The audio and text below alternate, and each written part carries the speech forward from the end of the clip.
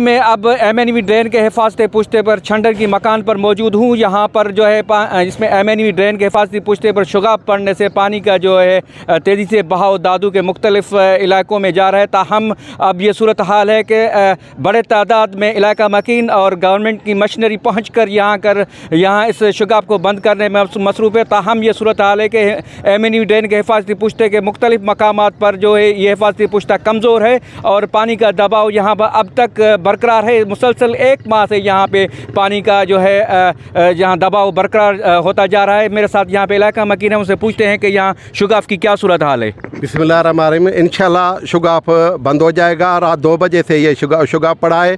बड़े तादाद में मशीनरी है। दादू के दोनों नुमाइंदगान इधर है। दादू में तकरीबन दादू की 5 लाख तकरीबन आबादी है और 2 लाख के करीब तकरीबन जो इलाका मकीन हुए हैं, जो सैलाब से मुतासर होकर दादू में आए, वो भी यहाँ बैठे हैं, कैंपों में बैठे हैं। अल्लाह खैर करे। अगर ये दादू का किसी जगह से MNV टूट जाता है तो दादू की बड़ी आवाम मुतासर हो गई, बड़ी परेशान। एक ही जगह है जो 3 तहसील के लोग इधर बैठे हैं। अल्लाह खैर करे। मशीनरी बहुत है, कंट्रोल है इंशाल्लाह ताला। 6-7 घंटे हो गए मगर मुसलसल मशीनरी कंट्रोल में, इंशाल्लाह ताला थोड़ी देर में कंट्रोल हो जाएगा।